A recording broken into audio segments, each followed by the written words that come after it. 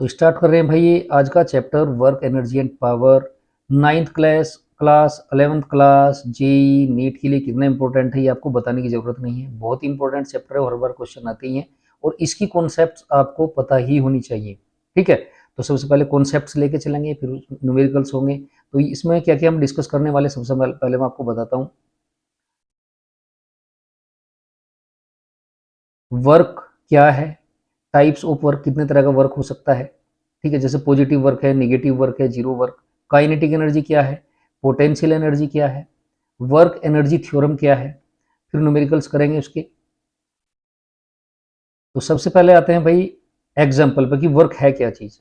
ठीक है, अगर कोई भी वेट को आप ऊपर उठाते हो तो आपको थोड़ी हिम्मत करनी पड़ती है, थोड़ा सा एफर्ट करना पड़ता है।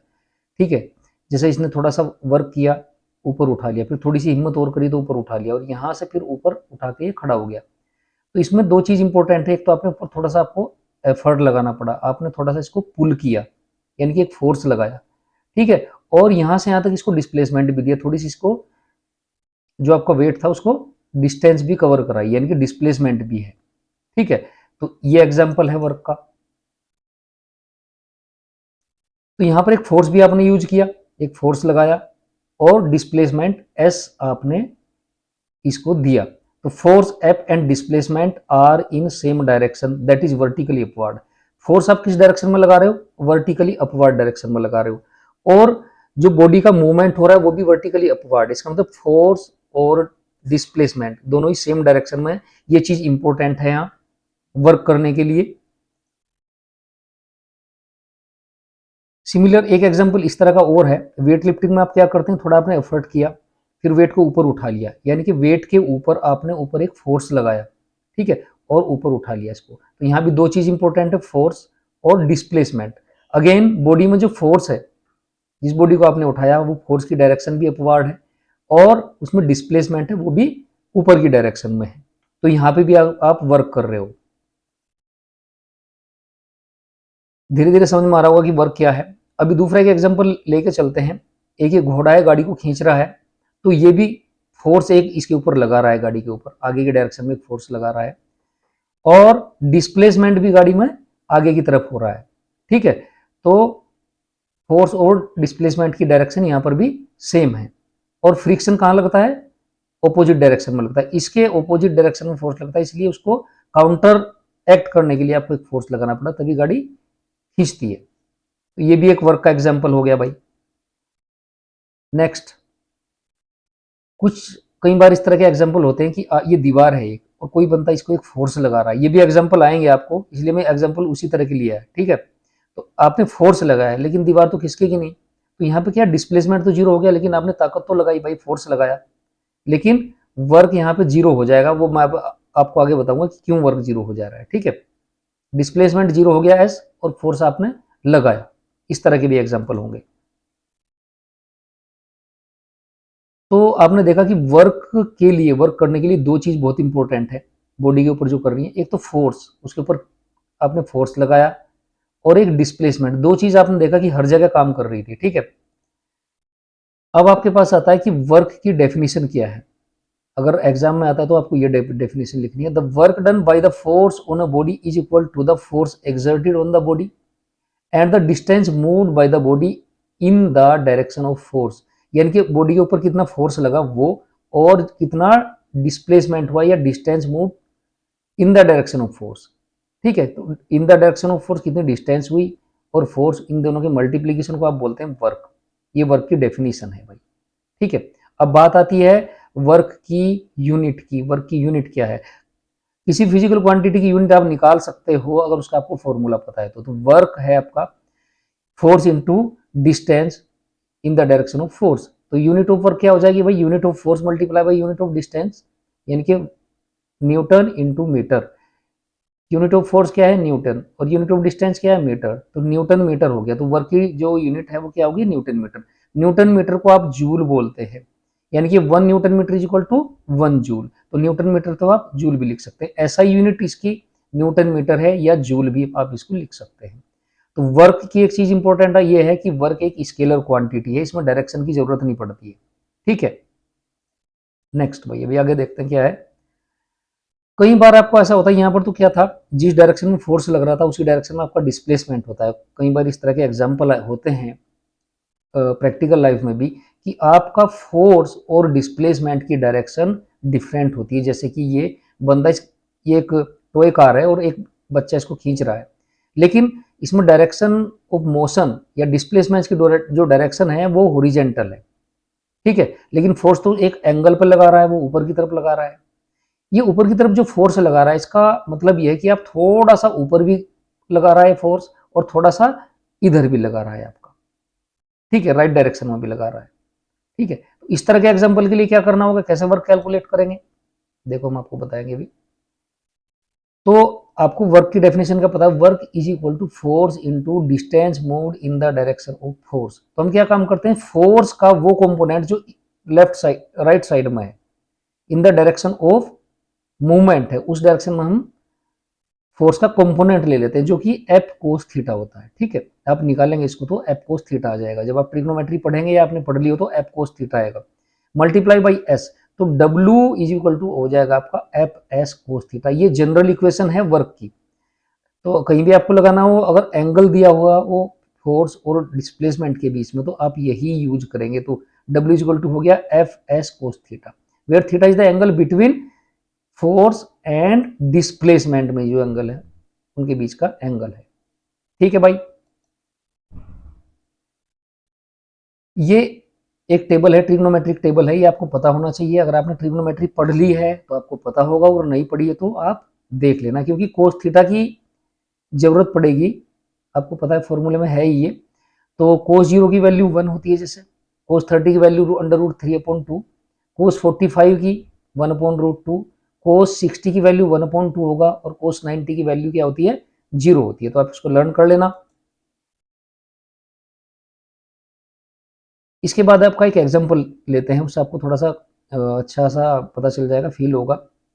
How much work is done by a force of 10 N in moving an object through a distance of 2 metre in the direction of force. इसका मतलब डिस्प्लेसमेंट कितना है यहाँ पर भाई, 2 मीटर है, और 10 N का एक फोर्स लग रहा है, और इन द डायरेक्शन ऑफ फोर्स लग रहा है, ठीक है, in the direction of distance displacement. तो एफ एस हो जाएगा आपका वर्क, एफ हो गया आपका 10 N, और 2 मीटर हो गया आपका डिस्प्लेसमेंट, तो 20 जूल आपका वर्क हो गया, 20 Nm आपका वर्क आ जाएगा भाई। ये एक सिंपल सा एग्जांपल था। अब हमको क्या करना होता है, कई बार work done against gravity, gravitational force के अगेंस्ट में वर्क करना पड़ता है। अगर आप कोई भी वेट को ऊपर उठाते हो तो उसके ऊपर एक ग्रेविटेशनल फोर्स लगता है जो डाउनवर्ड होता है हमेशा, जिसकी डायरेक्शन क्या होती है, डाउनवर्ड होती है। तो उसके अगेंस्ट जितना उस पर फोर्स नीचे लगेगा ग्रेविटेशन का, उतना ही आपको फोर्स ऊपर लगाना पड़ेगा, तभी वो उठ पाएगी, ठीक है। तो heavier the thing more will be the more heavier the thing more will be the more to uplift, more will be the force to uplift it। जितना आपको वजन ज्यादा होगा, मास ज्यादा होगा, उतना ही उसके ऊपर फोर्स ऑफ ग्रेविटेशन ज्यादा लगेगा, और उसको उठाने के लिए भी आपको सिमिलर फोर्स या इक्वल फोर्स आपको लगाना पड़ेगा, उतना ही फोर्स ऑपोजिट डायरेक्शन में लगाना पड़ेगा, तभी वो वेट को आप उठा पाओगे, ठीक है। We require equal and opposite force of gravity to uplift a body that is equal force as the weight of body. Weight क्या होता है भाई, देखो मास क्या है, मास तो अमाउंट ऑफ जो पार्टिकल में जो मटेरियल की जो अमाउंट होती है वो तो मास होता है, लेकिन जो वेट है वो मास नहीं होता। वेट क्या है, फोर्स ही होता है, और उसका जो फार्मूला है वो mg होता है, where m is the mass and g is the acceleration due to gravity. अगर किसी का वेट निकालना हो तो mg लगाएंगे आप फार्मूला। और w क्या है, वेट क्या है, एक फोर्स है, तो इसलिए ये क्या है, एक वेक्टर क्वांटिटी है, जबकि मास क्या है, स्केलर क्वांटिटी। ये चीज आप ध्यान रखेंगे। तो जो आपका ग्रेविटेशनल फोर्स लगता है वो हमेशा नीचे की तरफ mg काम करेगा, और उसको उठाने के लिए similar force, equal and opposite force f आपको ऊपर लगाना पड़ेगा, तभी वो बॉडी ऊपर उठ पाएगी, ठीक है। Weight is a force working in downward direction and has the value mg, यानी कि वेट की जो वैल्यू है वो क्या है, mg है, ठीक है। ये एक वेक्टर क्वांटिटी है भाई। अब देखो इंपॉर्टेंट टिप्स है यहाँ पर। If the mass of body is m then the weight of body will be given by the w is equal to mg। यानी कि ये एक फोर्स है वेट जिसकी वैल्यू क्या होती है mg, जो भी आपको बताया, where g is equal to 9.8 metre per second square, m mass है। सेकंड है the weight is actually the gravitational force acting on a body downward and has the SI unit newton. Weight क्या है, एक force है, तो उसका जो unit होगी वो क्या होगी, न्यूटन होगी, और ये हमेशा नीचे के डाउनवर्ड डायरेक्शन में आपको बॉडी के ऊपर काम करता है। So to uplift the body of mass m we require to apply the equal and opposite force as the weight of body that is mg। यानी कि mg फोर्स ही आपको ऊपर उठाने में उसको लगाना पड़ेगा, तभी बॉडी उठ पाएगा ऊपर, क्योंकि इसका mg वेट है। ठीक है, अगर वर्क आपको कैलकुलेट करना है तो आप फोर्स कितना लगाओगे, कितना फोर्स आपको लगाना पड़ा, जितना इसका वेट था, यानी कि mg फोर्स आप ऊपर लगाओगे। ये यूज होने वाला है इसलिए मैं आपको बता रहा हूं। अभी आगे बढ़ेंगे और अभी है वर्क डन अगेंस्ट ग्रेविटी। इसका एक एग्जांपल है, calculate the work done, same example, वही इसी तरह का एग्जांपल दिया है। Calculate the work done by the boy in the lifting a body having mass 10 kg from ground to 1 metre. Ground से 1 मीटर हाइट तक इसको उठा दिया ऊपर। ठीक है, एज शोन इन फिगर। तो ये आपको दिया तो आप इसको खुद निकाल सकते हैं, और नहीं तो फिर देखो कैसे कर सकते हैं। फोर्स इनटू डिस्प्लेसमेंट आपको यूज करना है। तो वर्क कितना आ जाएगा भैया, F इंटू एस। बॉडी के ऊपर आपने कितना फोर्स लगाया, F लगाया, और अब किसके इक्वल होगा, mg के, जो उसका वेट है। ठीक है, तो F की जगह कितना रख दोगे भाई, mg रख दोगे। ठीक है, और F की वैल्यू कितनी हो गई आपकी, मास कितना हो गया भाई, बॉडी का मास कितना है 10 किलोग्राम है, और g की वैल्यू कितनी है 9.8 है। तो 98 न्यूटन आपको ऊपर उठाने के लिए बॉडी को फोर्स लगाना पड़ेगा। अब s डिस्प्लेसमेंट कितना है 1 मीटर, तो W कितना हो जाएगा भैया, force into S, force into distance in the direction of force, तो कितना हो गया 1। तो ये हो जाएगा 98 जूल आ जाएगा भाई इसका आंसर आपका। बहुत सिंपल सा क्वेश्चन था ये। इसके बाद है work done against gravity. Again एक एग्जांपल है, अगर आप खुद भी ऊपर चढ़ रहे हो, कहीं छत पे जा रहे हो भाई, तो आपके अंदर मास है, तो आपके अंदर मास है तो वेट भी है, उसके अगेंस्ट में भी आपको वर्क करना पड़ेगा। अपना वेट तो आपको खींच लेके ले ही जा रहे हो, ठीक है, तो फिर आपको ये लगाना पड़ेगा, when you move up stairs then the force you apply on your body is equal to the weight W of your body. और गिवन बाय क्या होता है, वेट कितना हो जाएगा, जितना फोर्स कितना लगेगा, जितना आपका वेट होगा, तो वो कितना होगा m into G, where g is equal to 9.8 metre per second square. तो hence the work done by you, कितना वर्क करेंगे भाई आप, फोर्स, फोर्स कितना लगा रहे हो भाई mg। ठीक है, और डिस्टेंस कितनी मूव करी, सपोज आज आप h हाइट पर चले गए, तो ये हो गया h, तो mgh वर्क आपको करना पड़ेगा। अगर आपके अंदर m मास है तो आपको खुद को ऊपर ले जाने के लिए कितना वर्क करना पड़ेगा, mgh वर्क करना पड़ेगा। ठीक है, ये चीज समझ में आ गई होगी।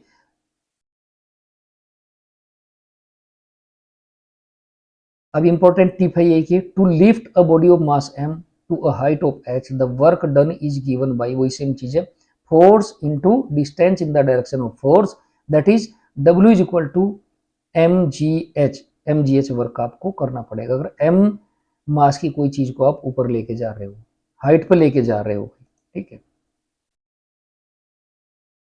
अब एक एग्जांपल है, बिल्कुल simple example, calculate the work done in lifting 100 kg of water to a vertical height of 6 metre. 6 metre की वर्टिकल हाइट पर आप 100 किलोग्राम पानी को लेके जा रहे हो, तो आपको कितना वर्क करना पड़ेगा। तो वही आपको फार्मूला लगाना है फिर, work is equal to force into distance in the direction of force. Force कितना हो जाएगा भैया, जितना वाटर का वेट है वही फोर्स है, तो वाटर का वेट क्या होगा, m इंटू जी। ठीक है, और डिस्टेंस कितनी हो जाएगी h, तो ये आपको फार्मूला लगाएं तो कितना आ जाएगा, W equal to 100 into 9.8 into 6, तो ये आ जाएगा 5880 जूल आ जाएगा भाई। ऐसा यूनिट क्या है वर्क की, जूल। एक एग्जांपल और भी है भाई, ये a boy pulls a toy car through a distance of 10 metre on a smooth horizontal floor. एक बच्चा है जो एक कार को लेके जा रहा है। The string held in the child's hand makes an angle of 60 degree with the horizontal. और जो स्ट्रिंग है, जो रस्सी है, वो कितना एंगल बना रही है हॉरिजॉन्टल से, 60 डिग्री का एंगल बनाती है। ठीक है, if the force applied by the boys 5 Newton है, तो calculate the work done bye boy. तो देखो कैसे करते हैं, आप कर सकते हो उसको। इस तरह से कंडीशन है, ये टॉय कार है और ये 5 न्यूटन का फोर्स बंदा इस डायरेक्शन में लगा रहा है, किस डायरेक्शन में, हॉरिजेंटल से 60 डिग्री के एंगल पे एक उसने फोर्स लगाया। तो आपको फॉर्मूला क्या लगाना है, W is equal to F S cos theta, क्योंकि थीटा इस एंगल दिया हुआ है डिस्प्लेसमेंट और फोर्स के बीच में। तो एफ एस कोस थीटा में एफ की वैल्यू 5 न्यूटन हो जाएगी, एस आपका 10 मीटर हो गया, हॉरिजॉन्टल डायरेक्शन में जो डिस्प्लेसमेंट है, जो डिस्टेंस है वो कितनी है, 10 मीटर है, और थीटा हो गया 60 डिग्री।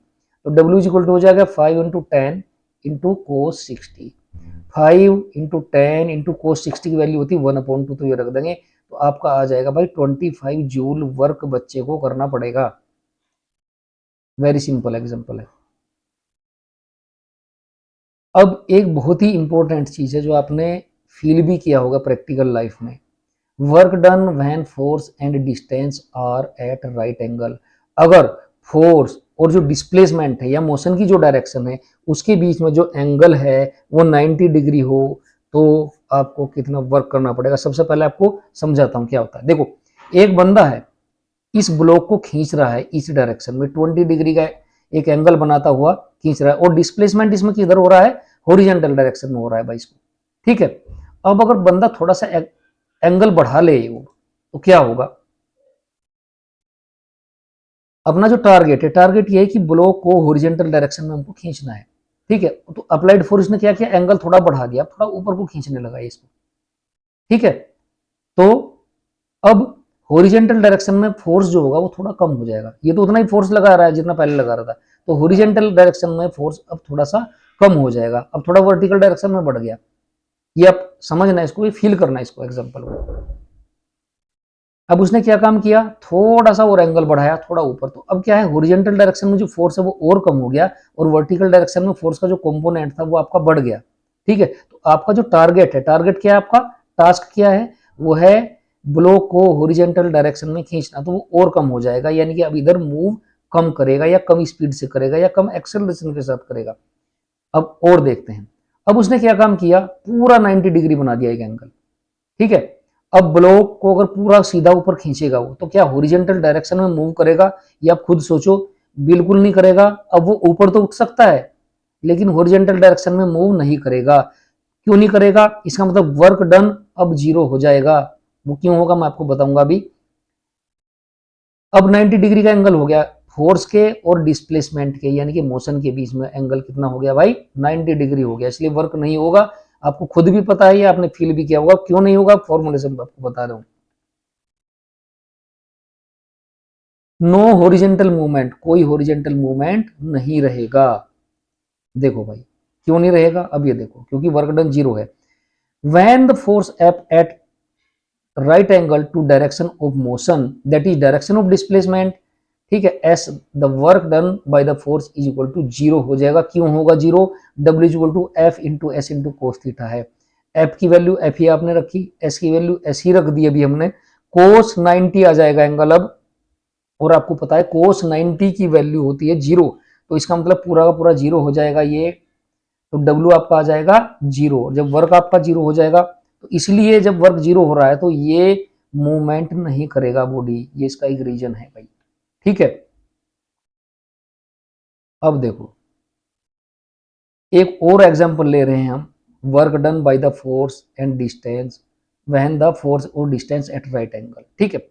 ये सन है और सन के चारों तरफ अर्थ आपको पता है घूम रही है, रिवॉल्व कर रही है, ठीक है।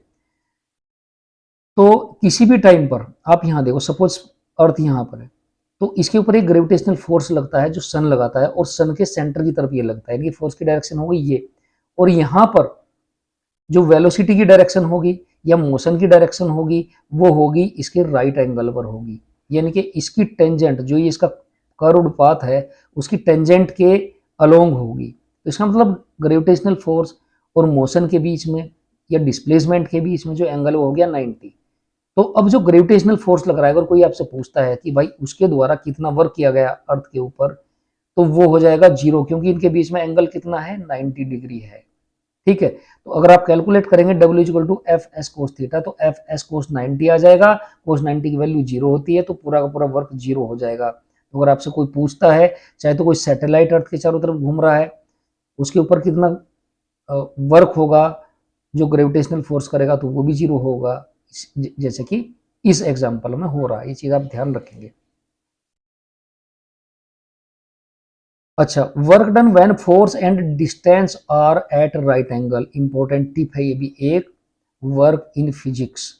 Work is done when the force applied to an object leads to its displacement. ठीक है, देखो अगर आपने कोई वेट उठा रखा है भाई, तो उसके ऊपर एक ग्रेविटेशनल फोर्स लगता है, उसके अगेंस्ट में आपको सिमिलर फोर्स, जैसा भी आपको बताया था, अगेंस्ट में लगाना पड़ता है। ठीक है, अभी आप फोर्स तो लग रहा है, लेकिन वर्टिकल डायरेक्शन में डिस्प्लेसमेंट जीरो है, यानी कि डिस्प्लेसमेंट अगर ये बंदी है, इसको लेके जा रही है, ठीक है, तो डिस्प्लेसमेंट तो अब इसमें जो वेट है उसमें हो रहा है, लेकिन वर्टिकल डायरेक्शन में नहीं हो रहा है। तो जब वर्टिकल डायरेक्शन में डिस्प्लेसमेंट जीरो है, तो वैल्यू क्या हो जाएगी भाई, आपकी जीरो हो जाएगी वर्क की। ठीक है, क्यों हो जाएगी, क्योंकि हॉरिजॉन्टल डायरेक्शन में डिस्प्लेसमेंट तो है, लेकिन हॉरिजॉन्टल डायरेक्शन में कोई फोर्स नहीं लग रहा है, यहाँ पे फोर्स की वैल्यू जीरो है। ठीक है, वर्टिकल डायरेक्शन में फोर्स है लेकिन डिस्प्लेसमेंट नहीं है, वो जीरो है, तो इसलिए दोनों के बीच में कितना एंगल है, 90 डिग्री एंगल है फोर्स और डिस्प्लेसमेंट में, तो वर्क कितना हो जाएगा, जीरो। ओके, ये सारे के सारे एग्जांपल जो मैं आपको बता रहा हूँ, इस तरह के एग्जांपल होते हैं जो आपके नीट में भी आएंगे, आपके जो बोर्ड के एग्जाम है उसमें भी आएंगे, जो एनुअल एग्जाम है 9th और 11th के लिए बहुत इंपॉर्टेंट टॉपिक है ये, नीट के लिए, जेई के लिए, और यही एग्जाम्पल आपको दिखाई देंगे, इसलिए मैंने इन्हीं एग्जाम्पल्स को चूज किया है। ठीक है, व्हेन द फोर्स एफ, अब बात आती है पॉजिटिव वर्क क्या है भाई, निगेटिव वर्क क्या है और जीरो वर्क क्या है। ध्यान से देखना, positive work, when the force F work at right angle to the direction of motion, that is direction displacement, the work done by the force is zero. अभी आपको जैसा बताया भाई, अगर फोर्स इधर काम कर रहा है, डिस्प्लेसमेंट आपका इधर है, तो क्या होगा, जीरो वर्क होगा। कितना वर्क होगा, जीरो वर्क होगा, क्योंकि कोस 90 हो जाएगा।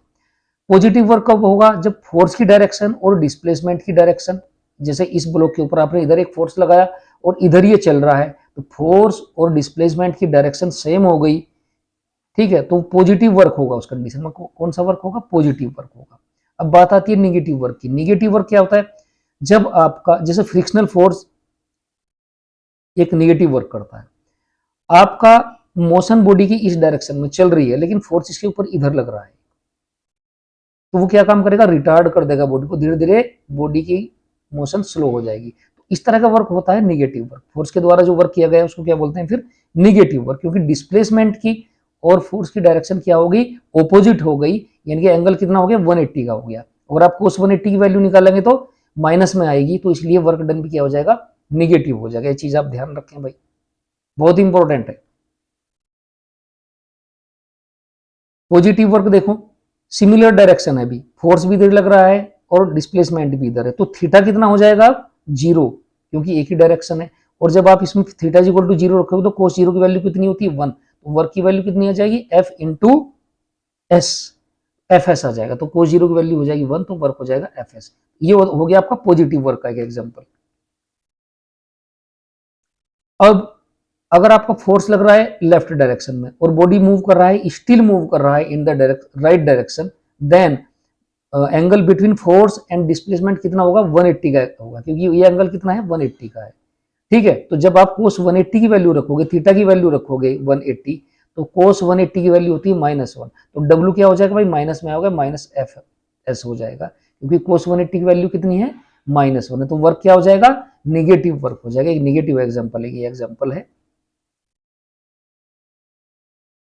इसके बाद आता है आपका जीरो वर्क, जैसे आपको बताया, जब कभी भी फोर्स और डिस्प्लेसमेंट की डायरेक्शन परपेंडिकुलर होंगी, उनके बीच में 90 डिग्री का एंगल होगा, तो ये हो जाएगा आपका जीरो वर्क हो जाएगा, क्योंकि कोस थीटा की वैल्यू, कोस 90 की वैल्यू हो जाएगी जीरो।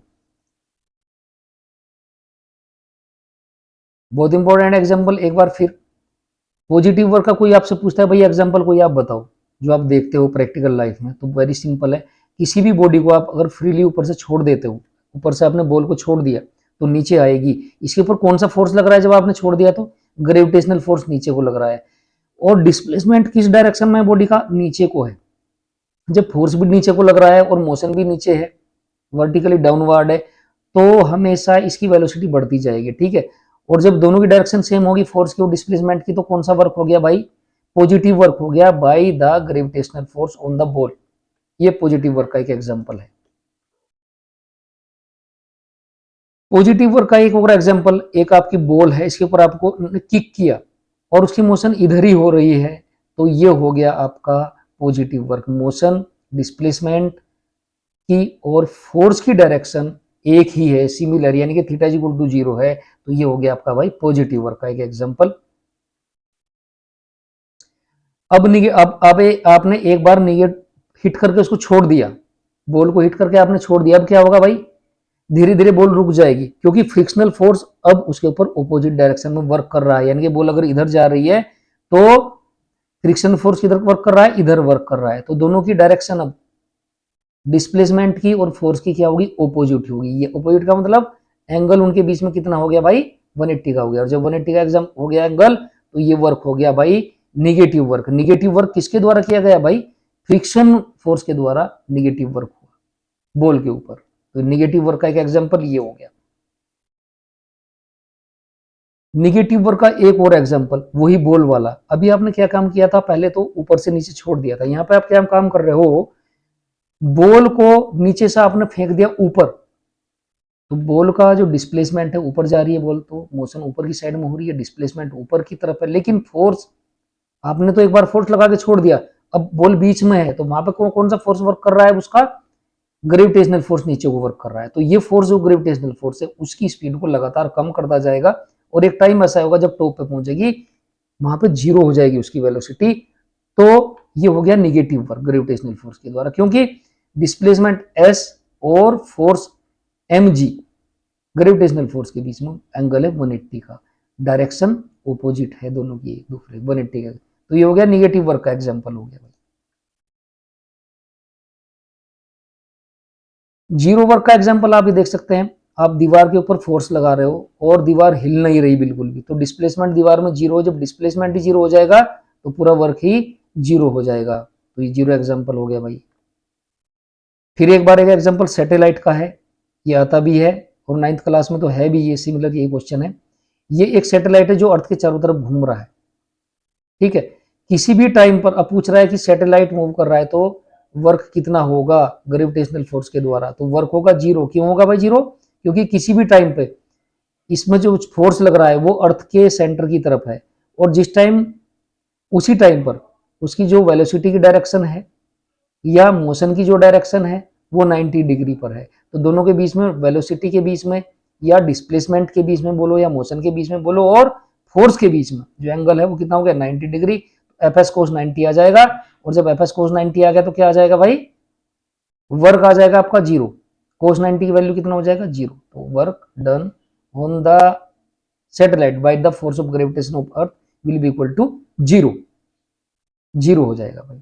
ये इंपॉर्टेंट टिप्स एंड ट्रिक्स हैं भाई। Positive work done bye a force increases the speed of body. अगर पॉजिटिव वर्क कोई फोर्स किसी बॉडी के ऊपर कर रहा है तो वो उसकी मोशन यानी कि वेलोसिटी को इंक्रीज कर देगा। इंपॉर्टेंट पॉइंट है बहुत ही।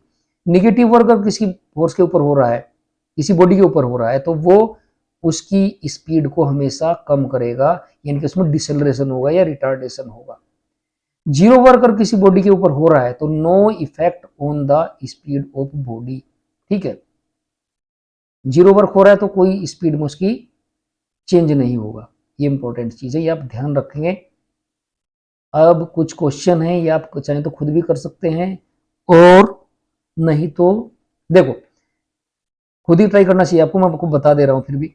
इन a case of negative work the angle between force and displacement is, कितना एंगल होना चाहिए भैया, अगर निगेटिव वर्क है तो 90 से ज्यादा होना चाहिए। 90 से ज्यादा इसमें कितना है, 180 है। आपको उसकी वैल्यू आप देख लेंगे, रख के देख लेना, 180 होगा। अगर is carrying a school bag of 3 kilogram mass on her back moves 200 metre on a level road, the work done against gravitational force will be. Gravitational force के अगेंस्ट में कितना वर्क है भाई, ग्रेविटेशनल फोर्स के against में body को तो ले नहीं जा रहे हो, एक बार बॉडी आपने उठा ली, स्कूल बैग उठा लिया, अब ग्रेविटेशनल फोर्स के अगेंस्ट में आप बैग को मूव तो नहीं करा रहे हो, ठीक है। तो इसलिए ग्रेविटेशनल फोर्स के द्वारा वर्क कितना होगा, 0 होगा, क्योंकि displacement against in the direction of force वो क्या है, 0 है। ठीक है, इसलिए फोर्स क्या भाई क्या होगा, 0 जूल होगा वर्क।